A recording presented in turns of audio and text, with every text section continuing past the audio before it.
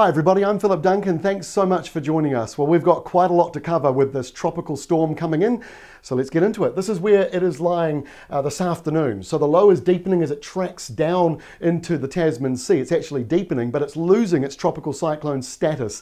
The warm part in the middle starts to disappear and it transitions into a new low pressure system as it comes down into our area. They all do that when they come down into our part of the world. So the low is still deepening. It's tracking around this big high. It's very humid still in the north, and it's going to get even more humid as we head into Thursday. This is where we were on Wednesday morning. The low passed Norfolk Island. They had a windy, wet night. It is tracking south where it's going to merge with another low pressure system, and all that cloud you see there, that's rain, and that's coming into Southland, which has just had a drought announced. So that is positive news for that region.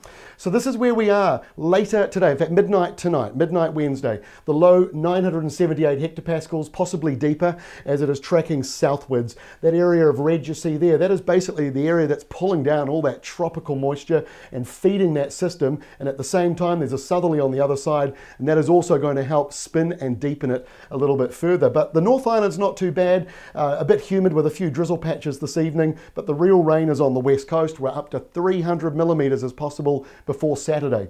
This is where we are at lunchtime on Thursday, and we expect the low to be making landfall. The storm down here, 960s now, the hectopascal range. That is very low and very deep, so we are expecting a lot of wind, gale force winds around it. Now the damaging winds could be on the west coast, and then perhaps later in the day around places like the Catlins and Otago Peninsula. There could be broken branches and maybe power cuts and things like that. And it also could be quite blustery around parts of Canterbury and Banks Peninsula, although we're not really yet sure if that will be the windiest area. It's most likely to be around that centre there.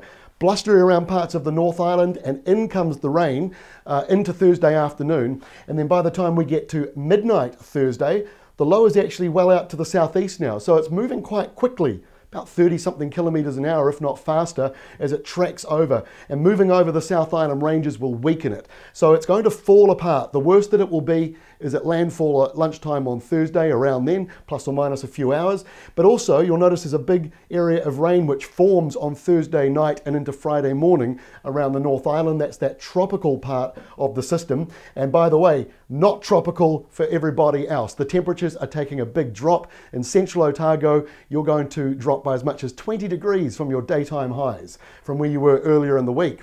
So let's take a look at the winds a little bit in more detail. This is lunchtime Thursday. You can see as the low is coming in towards the Fiordland area, the worst of the winds are in purple. This is the worst part just here. So the west coast is vulnerable to having power cuts, broken branches, maybe even weak sheds and things having a little bit of damage. It's quite a nasty system, but further away from it, it's just your usual windy Cook Strait day, perhaps very windy in some areas like Banks Peninsula. Now look what happens as you go through in towards Thursday evening. The low crosses over and that purple area is faded. It's all gone to blue, which means lighter winds. So it will calm down, but there's a very strong southerly that comes in later around that southeastern corner of the South Island, and that could be pretty strong as the low departs away.